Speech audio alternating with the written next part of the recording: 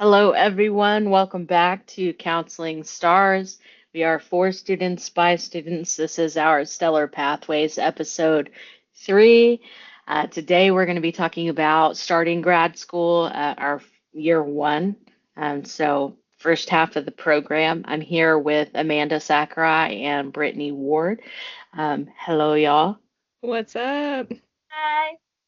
Hi, I'm excited. I like these episodes. Yeah. We have our Constellation features and they seem like really steeped in like content and like, it's kind of more formal in my Yeah, opinion. And then yeah, this one it's like we get to talk for half an hour, so it's kind of more fun. conversational. Yeah. Yeah, it's more conversational. So, um, without further ado, we might as well start talking about it. We're in it. Let's do it. Yes. So proud of us. So we're all three full time, just to clarify. So this is year one, kind of our experience being full time in the clinical mental health counseling program. So I guess the first question to ask would be, how did you all balance starting school with everything else going on in your life at the time? Yeah. Like what did that look like? Can I just say Challenge. still not balanced? Like still trying to find that balance. You can totally say that. It's giving, like you said, it's giving challenge. It's giving oh man, just like exhaustion, but also like excitement, it's all the things.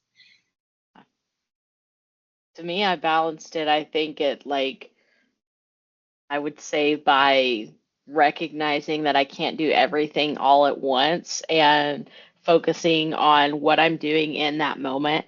So what I mean by that is like I'm always tempted to work on homework during my work, like because I work with 988, so between calls. But what I've realized is when I do that, I feel like it takes away from being able to really focus on what I'm looking into. So I tend to spend the time in between calls doing more research and like kind of looking into things I enjoy and learning about it. And then I spend like my days off or the mornings doing my homework. And that's been helpful because initially I was trying to kind of like layer it. And Mm, I just think it's too challenging to do that because what we're talking about in our courses is like pretty heavy and it's not just like we're filling in and fill in the blank answers that we look up in a textbook, right? Like it's discussions, it's like looking into concepts and researching and also writing. And that's been something um, I really love the classes that we get to do videos because I would rather just chat away for 15 minutes than write like a page. But it's also like necessary. But yeah, that's kind of, I think I've just been balancing it with just making sure I allocate time. mm. Time management is huge, and I think something I've learned about myself in my 35 years of wisdom. It's my birthday on Sunday, so that I'm just like small plug about that. Is I know I've like learned when my energy for deep focus work is at its peak. And that's something that I try to work within. And I think most of my life I've tried to just like it's got to get done. Like it has to be and like round peg, square hole, trying to just like make it happen. Whereas now I have a little more understanding and flexibility and self awareness. So I can maybe take a step back and realize like, okay, in the morning, basically from like 9 to 12:30, I can go really hard and my brain likes it. It's awake. I can do the deep focus work that some of those assignments require, and this is something like you'll learn and experience. And I mean, we're already a year in, so this is something like we've like obviously learned through how many mini mesters now? Oof. Two, four, one or yeah, Six? six. How Yeah, many? 9, yeah. I Yeah, a think. lot. 9. So it's like definitely trial and From error, yeah. I don't but know. It feels like a lot. it's a lot.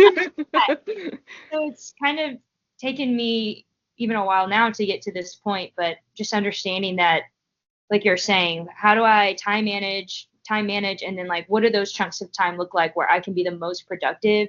And for me, it's typically like the morning time. So On that subject, can you explain the difference in the 8-week like the courses? I thought that was kind of unique. I hadn't really seen that instead of 16-week courses in the schedule with full time. Hey, we're doing 8 weeks at a time for a course, not 16, which basically means significantly more content in this excuse me. short time Sorry, period. sorry. I think my partner just got home, and so my dogs are rowdy. That's Hi, fine. dogs. My dog is also, yeah. But we do mini masters at OCU, and we're not doing full 16 weeks, so we do 8-week courses, and it basically just we do two at a time instead of like four or three. It allows us to work through the program quickly, but also make sure that we're like giving the right amount of time to each subject. Which I've found has been pretty nice from a focus perspective. I don't know about you guys, but I've been enjoying focusing in on two rather than spreading thin over 4 courses. I found that to be pretty great setup. I like it Yeah. too. It's only in it because if it's accelerated, or at least it feels that way, 2 years, man, and you like blink and we're already halfway. So Yeah. especially for me now being 35 and sort of looking at like how do I build retirement for myself? What is 10 years in practice, like what do I want to be doing then? So for me, I like it mattered to me that this was going to be only 2 years long. Yeah. No, 100%. Like that was another thing that was important with like choosing the program is we don't want to be in school for another 4 years just, for something that we have to do supervision for another 2 or 3 years following Right. graduation. Yeah. There comes a time when you just want to get it done. And I think that's, this is a good balance with two at a time so you can really focus. And like this summer we have one at a time, and that's been Hmm. like wild to me. It's been so good for my like stability and being able to focus and get things done and also, take space. I don't Um, think it has been that way in the past. It from my understanding, student surveys is why it was changed this way. I So think they you're listen. right. All those Yes. fill out your student surveys. yeah, They're that's awesome. Absolutely. Yeah. So was there something small that made a pretty big difference in adjusting to grad school life for the both of you? I think it was starting this type of thing, right? Like my first couple of mini masters, I didn't do the coffee shop meetups and things like that. And I think Brittany, you were the one that like reached out initially. And the first couple times I went, I'm like, okay, like let's see how this goes. Like always, a little more reserved. And then once you realize like how effective it is and how you learn more when you talk about the content, and who better to talk about the content with than people in the courses, So right? And helpful. then Yeah. yeah, and I think we kind of just fed off of each other and our own energy within the program and within what we were wanting to do. And it seemed like the emphasis on community and connection really held. And then I think that just made it so much easier. Like it's to me, I'm like, I don't even feel like and I know we are, and so I don't want to take away from that, but I feel like I'm doing so much more than just like a quiz or a discussion. Like I feel like it's kind of more of a career and a lifestyle than it is anything, and I think it's been helpful. Doesn't feel so siloed and disconnected. Good point. Definitely. agreed. I mean, Amanda and I have talked about this actually, how we have integrated some of the learnings of some of our like not so much like the structured interviewing, but the types of question and like Socratic probing, and the really we're like flexing or working out our curiosity muscle. It's what it feels like. And it's helped us sort of get more tools so we can engage more effectively with people and clients. And so, but as you're saying, like transferring a lot of this stuff to like our everyday lives, it doesn't feel, it's a lifestyle change. It's not like I'm out on these streets just therapizing everybody. That's not what I'm trying to say. But I do think there's like a lot of effective tools that can make us better communicators and like better enrich our interpersonal relationships and professional relationships. So I've really enjoyed that. And I just really want to echo what you said, Ash, because honestly, I don't think I would have made it this far without the two of you. It has meant so much to me to have not just classmates, but friends. I consider us friends now and lifelong friends. I don't think there'll ever be a moment where in my career I can't reach out to one of you or even personally, even just for something going on that maybe you have an experience with or someone you know does. And I'm just so really incredibly grateful. I know I get so sappy about it because after every one of these, I text you and I'm like, thank you so much. I love it. I'm so grateful for your friendship, blah, blah, blah. But it really, I mean it. I really do. This has been a challenging year for me personally, with like the election stuff and having this group of people to try on different ideas. We're learning about a lot of different theoretical concepts and about these theoretical approaches, these different modalities, and we get a really cool opportunity to create this safe space to process out loud. And no one gets upset if you're like, wait, I said that out loud and now I don't think I agree with myself. Like, it sounded cool.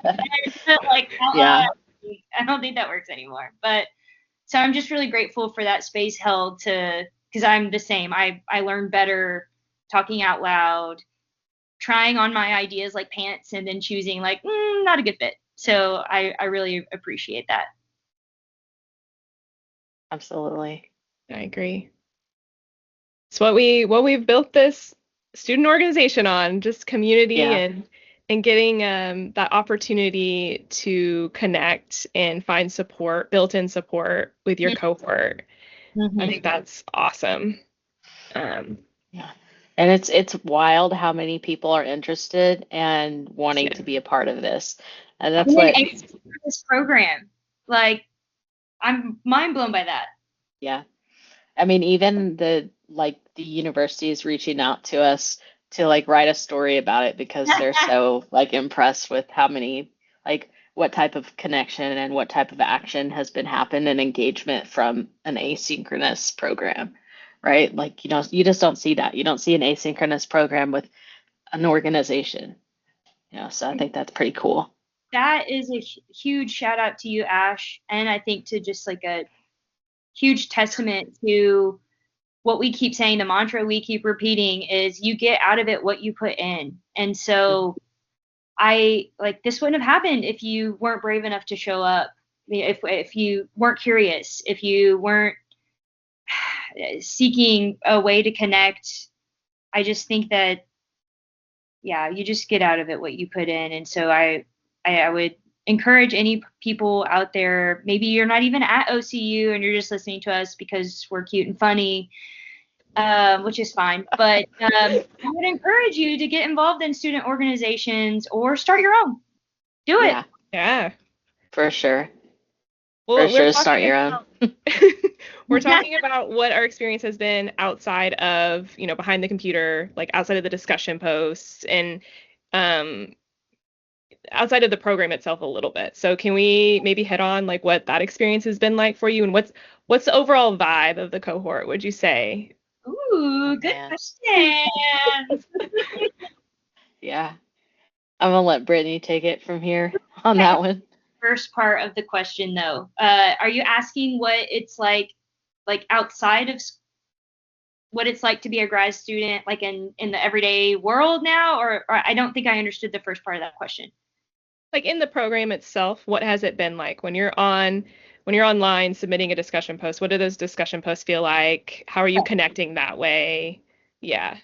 So I'm the ultimate nerd, and I really do love to learn all the time, anytime. I really believe in awe and wonder. And so I'm like constantly seeking opportunities to experience that. And learning is like one of those things for me. And so when we have a discussion post, I get so G'd up for a discussion post. Amanda can definitely attest to that. We might be walking somewhere and I'm like, animated and gesticulating, and my voice gets all loud and high pitched. I think she said one time to me, I hit some certain decibel when I'm really excited. Oh my gosh. So like I love it, and I think it's such a cool chance to like also connect our peers to scholarly articles that we found online. And so I think you get out of it what you put in. So I am engaging in that way, and I don't know that everybody approaches the discussion posts with as much enthusiasm as I do, to be honest. And sometimes I would say probably not, Brittany. I know. I'm just gonna throw it out there. It's a me problem. In the universe, like there's a pretty good chance that you are more excited about it than some people. That's a problem. I hear you loud and clear. Heard. I have found working in D2L super easy, so I'll shift away from that. But like I think that working inside of those, they call it a shell, and so all the content for one class is found in a very easy place to find. And it might sound like kind of abstract right now if you aren't already enrolled, but once you're in there, there's a training course that helps you sort of get acclimated to D2L, and I feel like it's really user friendly, really easy to use. And typically we have a discussion post, so it's like your discussion post, and then we're also required to respond to 2 other peers. And I have found honestly that whole process to be quite easy. Yeah, and I didn't mean to hate on the discussions at all. I enjoy them. I think like the content, like what we're writing about in that tends to be kind of create that sense of wonder, and like you're really wanting to like dive deeper into each topic. I just think that at times it can feel, and I think this is where it's been helpful, the like as I've gotten more comfortable with responding to people, is like, oh, like this made me think of this resource. And then it's like I'll respond and like throw a resource at, in there. And I think that's like been helpful instead of like, oh, great, like great job, like, hi, yeah, good job. Like it kind of looks like what I said, but just you said it, you know what I mean? I think, and like as we got better in the program, like our responses started being more unique. And so it was, instead of reading, 15 people saying the same thing and like with slightly different versions, I think now it seems more specific to other people's interests, and like it's less monotonous. And so I don't mean to say like discussions are monotonous. I just mean to say that as you get into the program, you get better at them. Can I ask a question then? When you said people have their own like unique take, are you meaning like how we're being encouraged to sort of discover or pick or maybe even integrate different theoretical lenses, theoretical frameworks? Is that kind of what you're talking about? Yeah, for sure. And as far as, like assessments go, right? Like we're in an assessment 2 course, and our discussions talking about cultural competence, but also at the same time, it's talking about, different assessment styles and types of assessments. And you have people that are interested in working with the veteran population and adolescents and elderly. And so like when you're getting a discussion post and they're using real life examples and they're going through it, you're not getting the same example every time. I see what you mean. Like, that's you know cool. what I mean? Mm-hmm. So then it's like immediately like more enjoyable to read, because no one wants to read the same thing 15 times. But if you're reading 15 different assessments that you can learn about, that maybe you didn't know 10 of them, then it's like more beneficial. And that's what I mean, is like discussions just get better and better throughout the program. So and I found it to be really helpful processing out loud too. If the professor allows, I am definitely posting a video, because when you just hear yourself say it out loud, Ash, I know you like to do that too, right? Yeah, I'm all about the video posts. I'll talk at them for 15 or 20 minutes as opposed to writing a page. Yeah. I like to write them. I don't want to be on the video. It is so distracting to me. I don't want to look at my face while I'm talking about something. I just want to write it. I want to like have the opportunity to be like, actually, I thought that, but I'm going to erase that, and this sounds better, or like this actually makes my point more clear. So I'm definitely more the writing type. I feel like Hey, we all that have our. that moves us into our next question pretty well then. What's one thing you've learned about yourself since starting the program? Learned you like to write? Over looking at yourself on the video. I'm a poet and I didn't even know it.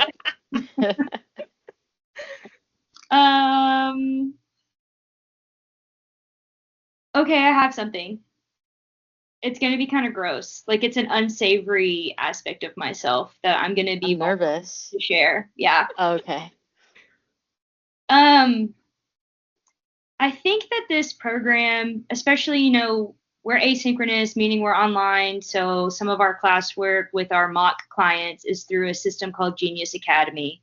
So those are like pre-recorded videos with clients with particular ailments or mental health conditions. And I'm not like going to spend time getting into that. I just wanted listeners to have an idea of what I'm referencing when I talk about like our practice sessions with clients. That's what it is. It's a AI simulation situation. Situation. So I have found one, yes, I don't really like seeing myself on video, which our world is definitely moving into telehealth, and with the counselors compact getting passed in like 30 plus states, that means we can practice in other states. So telehealth is just going to continue to rise, something I'm going to have to get comfortable with. So actively working on that is number one. Number two, I really enjoy conversations like this, and I've shared with some of my support people along the way that how important, actually, Amanda, I think you said this to me, like we're the mirror for the client, and how important it is that when we step into the chair, it is not our session. It is not about us. I have to admit, I think I like an audience. You don't say. And that's like really confronting, honestly, to admit that to yourself, and to like it's kind of unsavory. Yeah. If I'm being honest, it's not one of my favorite things about myself. But I love the awareness, because now I can more clearly, when I'm in the chair, and also I think I get performative when I'm anxious or nervous. And so I think now that I have that mindset, now that I have that insight into myself, I can like mitigate it and actually like take action when I can feel it starting to like manifest. And that was something that I've learned in these our live sessions. So not only are we doing like a simulation, but then like during the semester we're having a full class conversation with one client. And I know we haven't talked about those, but man, I've hated those so much, because it can go for like an hour and a half, and each person in your class is supposed to get 5 minutes to talk to the client. And inevitably people go over, and that's like no shade on any person. We're all trying to do our best, and I think we're all trying to like prove that we have these skills, and when really it's so much about just presence. And I definitely get wrapped up in that, like I want to say the right thing. So it's really just like deep breath. It's not about you. You're the mirror. Shine the light in the areas of their life. Oh, they're not ready to look there yet. Cool. Where are they willing to look? And I think I've just really appreciated that gentle challenge and that feedback, so that way I can continue to recognize and really just be client centered, I think is really what that long winded thing was about. I want to be client centered. Okay, thanks. Well, I think it was what Dr. Wilson who said if you're like you should never be working harder than the client. Yes. And whenever she said that, I was like, oh, okay. Yeah. I'm understanding now. Like, yeah, that performative aspect or saying the right thing, that kind of went away a little bit. Like, it's still a challenge, of course, but yeah, that stuck with me. Yeah. I think for me is like I've learned how important it is for me as like a counselor in training to empower the client. And I think like how important it is to give them agency and make sure that this is their space, and recognizing, I think it was Dr. Wilson also, that said like you don't create like the safe space is like the client's safety, right? Like we're not talking Mhm. about like, oh, Mhm. you have an office that's like that's not a safe space. Like it has to be according to the client, they need to feel safe and like what they're needing. And it's like more the client centered, thing. But like I think we've talked about a lot, like different frameworks and like the multicultural feminism and how it aligns. And like I think for me, I'm wanting to work in like more of like a substance use addictions. And so it's a little CBT heavy as well, when it comes to that. And I think it's important not to lose sight of that like social justice advocacy. And I like Mhm. recognize now like how much that matters to me. And then as a clinician, not just a person, to be able to empower people to, like advocate for themselves and their needs. And that's Totally. something that we get the space to do it. So it's pretty exciting to be able to have that opportunity. Yeah, to empower them in their Hmm. action. Yeah, and be a support. Totally. Because ultimately, any intervention we try to implement is not going to work if it's actually not, if we don't have client readiness or buy-in. Like it has to be their process, right? And Right. I mean, you couldn't have said it any better. I couldn't have said it any better. Like it's all about empowering the client on their journey. Yeah. Hmm. Absolutely. All right, I don't even remember what I asked, but I feel like let's talk about kind of the same vein. What was the most challenging part, would you say, looking back on this first year for you?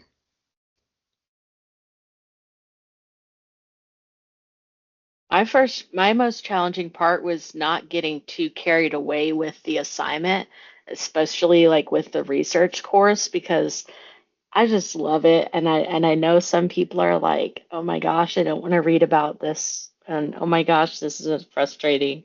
But I just really like went in on my research project and like so extra and unnecessary, but at the same time, I I love it. like I'm starting a podcast, another podcast, and like recognizing all these opportunities. And I like went through my research project, and I was thinking, I'm like, wow, I could totally do an episode over this. And so now I'm like recognizing that, okay, maybe I didn't waste too much time there. But yeah, I think it was just challenging to set limits and not go too far. I think it was like Dr. Lofty's, we were meeting her for coffee and said, she's like, you could write a book. I'm like, oh, and I'm Yeah, like, the I amount of don't know if stuff we've that's a written. compliment or not, because like we shouldn't be writing books in class. So yeah, She I did think it's say that. just, That's funny. Yeah. I don't know, it like caught me off guard, and then I was like, did I write too much? Like, yeah. um, I don't know what I found most challenging. I think that the simulations with the GA I thought were really hard at first to get my brain wrapped around, but when I stopped getting so caught in like the expectation of what I thought it should be, and like in my brain I'm like, oh, there's this magic, and I have believe I have these like innate skills to read subtleties in an environment and people's like energy and their like uh, body, like subtle body shifts. And I'm like, man, all of that's like eliminated when you're doing this with this Genius Academy work, and which is not necessarily true, honestly. Now that we've been there, and we can see that they're actors, and so they're playing into their role appropriately, and so you can still see those subtle changes, in emotional or in their tone or like in the environment. So I would say that challenging for me was like coming to terms with the, hey, we're here, we're doing the Genius Academy, whether I really like it or I don't. And what can I get from this experience is practice. And I think that that is intimidating. And also our cameras are on, so I can see myself talking, and I'm like, oh my gosh, I'm staring at myself talking again, and I hate it. Um, yeah, so I think that was the most challenging for me. It was just like recognizing this is a fully online course. This is what it's going to be. Let's reframe it so you can get the most out of it, because in like 6 months you're going to be working face to face with clients and you do need these skills. So like let's just practice. Just like I do your think, yeah, I think that's right. And I think you said what I was trying to say better than I said it. Because what I was getting at is essentially that, right? Like it's like there are things that we don't really want to do, but we need to do them. mm, And that's something that's been a challenge for me is like I'll spend X amount of time on something that, I'm like, okay, I have to do this one time. Or when in reality, it's like, okay, I should be doing this 2 to 3 times.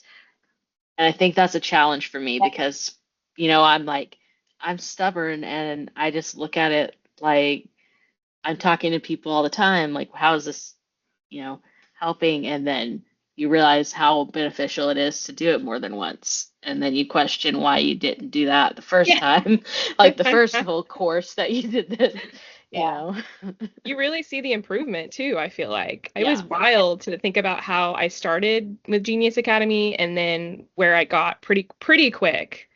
Yeah. Like you picked up on it, and yeah, it felt way more natural. I feel like you did that maybe the best, and maybe I'm biased or maybe my sample is too small, but Amanda, the way you've integrated the feedback from GA. So even though it's an AI, it transcribes everything that we say, and so it's analyzing the video, but also what we're like the actual way we're saying things, the literal words we are choosing, and then it provides a recommendation on how to improve. And I feel like I have seen, just as your friend, the way you've like changed your language and how important language is, which we talk about in a number of classes. So Absolutely. I just say that to you. Thank you. Well, I was going to say that was one of my challenges actually is progress over perfection. I can really get lost in that list that you get of critique. I'm like, okay, I need to do everything differently and correctly next time. But really, yeah, it really humbles you though, and it makes you go, okay, this is a process, and I'm processing. So here we go. Oh Strap my in. gosh, you like couldn't have said it any better. Like my partner all the time is saying to me, "Hey, you're a counselor in training. Like you are not going to be perfect and great at it." He's like, "Maybe you're really good at lots of things in your life, and this is people do this as a career. Like it's not you're not going to just 6 months later after reading some textbooks be so great at Hmm. synthesizing the information and applying it and integrating it into a practice. Like give yourself a break." It's a Yeah, skill. absolutely. Yeah, Yes. Yes. definitely the in training part. I like that. Yes. Highlight that in training. Circle, bold. Real. All right. Oh. So I feel like we've already hit on this question. I've kind of been bouncing around questions, but we'll end on this one. I feel like this is a good one uh, for us to end on is how is your idea of what it means to be a counselor changed for you and how? Like, what does that look like? Mine has been, it's less about what I do and more about what the client can do. And I Hmm. think that's been like really helpful for me at work, like because I work with, I answer calls at 988. And in the past, it would be making a safety plan and saying, like, what are your thoughts on journaling, right? Like, what are your thoughts on doing that? Like, does this sound like a good idea? And now it's like, hey, this is what a coping skill is. What type of things sound like and Hmm. having them actually be active part of the planning process.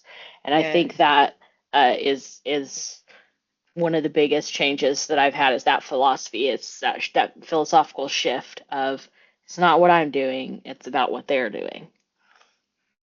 Absolutely. And even the co-creation. I love what you said there, and how we're like walking the path with them, but we're not doing it for them. And Hmm. we're definitely not always showing them where to go. We're just like on the journey too. And I could have, again, Ash, coming in so hot today. I totally agree. That is the same for me. Is don't work harder than the client. It's the client's process, not yours. And it's so much more about your presence in the chair, how you can reflect and empathically listen, than it is like knowing exactly the right thing to say at the right time. And I in my head, I imagine all of that comes, and it's our job to just hold space and to give our people an opportunity to process and to explore. Because often, I mean, let's be honest, like how often in our everyday lives are we getting an opportunity to really get insightful and to really think about our motivations, our behaviors, and now you're like doing it with a stranger? I mean, it's a really beautiful process, and I'm just really humbled and grateful to be a part of it. Yeah, love the process. So excited. What about you, For sure. Amanda?